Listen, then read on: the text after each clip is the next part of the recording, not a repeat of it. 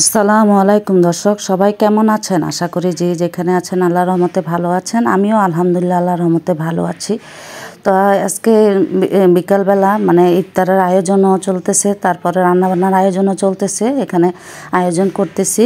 তো আয়োজন করতে করতে আমি আজকে আপনাদের সাথে কিছু কথা শেয়ার করব।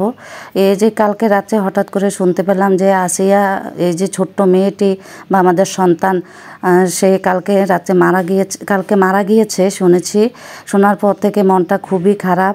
আসলে একটা মেয়েকে এভাবে নির্মমভাবে, যে নিজের আপন মানুষটা নির্মমভাবে মেয়েটাকে হত্যা করলো, এই জিনিসটাই যেন মেনে নিতে পারছি না। মনে হয় যেন আমার নিজের সন্তানের সাথে এরকম একটা ঘটনা ঘটে গেছে। তো আল্লাহ যেন ওদেরকে মাপ না করে এবং বান্দাও যেন ওদেরকে মাপ না করে। আমি চাই ওদের সঠিক বিচার হোক।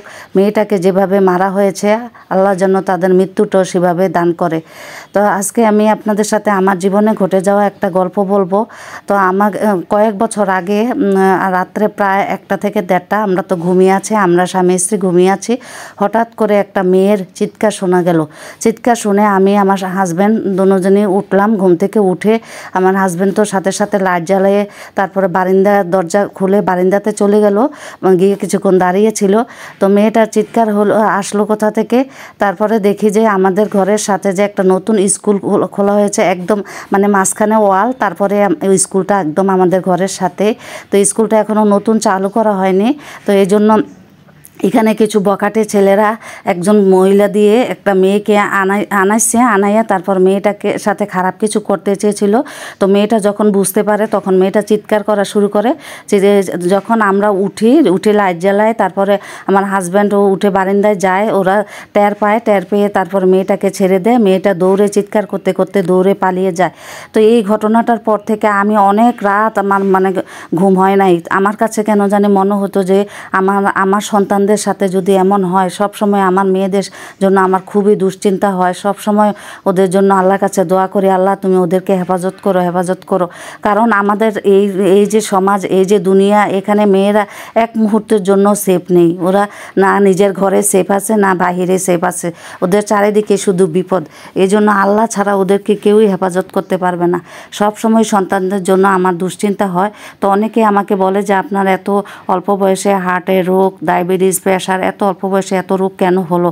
তো তখন আমি কিছু বলি না, মনে মনে বলি যে আমার যে 3টা কন্যা সন্তান, আমার যে ওদের প্রতি সারাক্ষণ দুশ্চিন্তা, আমি ওদের জন্য দুশ্চিন্তা করি, সবসময় একটা টেনশন কাজ করে। এই জন্যই আমার এত রোগ। আমি মানে সুস্থই থাকতে পারি না, একটা না একটা অসুস্থতা আমার কাজ করে। কারণ আমি আমার মেয়েদেরকে নিয়ে অনেক টেনশন করি, আমার খুবই টেনশন হয়। আমি অন্যান্য মা বাবার মতো না যে নিশ্চিন্তে সন্তানদেরকে বাহিরে বের করে দিব।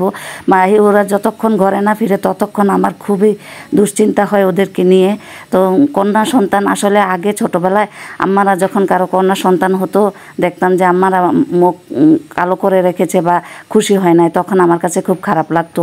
এখন বুঝি যে আসলে কন্যা সন্তানটা হওয়া যায় আমাদের জন্য কত বড় একটা রিস্ক। একটা কন্যা সন্তান ছোট থেকে লালন পালন করে বড় করার পরে তারপরে যখন বিয়ে দেওয়া হয়, বিয়ে দেওয়ার পরও মেয়েটা সেফ থাকে না। শ্বশুরবাড়িতে তার উপর অত্যাচার করা হয়, তার উপর মা বাবা সবসময় তাকে নিয়ে খুবই একটা টেনশনে থাকতে হয় যে মেয়েটা জানি কেমন আছে, মেয়েটা ভালো আছে কি না। সবসময় মা বাবা যতক্ষণ বেঁচে থাকে এই সন্তানের জন্য ততক্ষণে মা বাবার টেনশন থাকে। বৃদ্ধ হোক বা বয়স্ক হোক, যে সময় হোক, মা বাবার সবসময় মেয়েদের জন্য খুব টেনশন থাকে। আমিও এখন বুঝি যে আমার বাবা মা আমাদের জন্য কত টেনশন করতেন। আজকে এখানে শেষ করছি। আল্লাহ।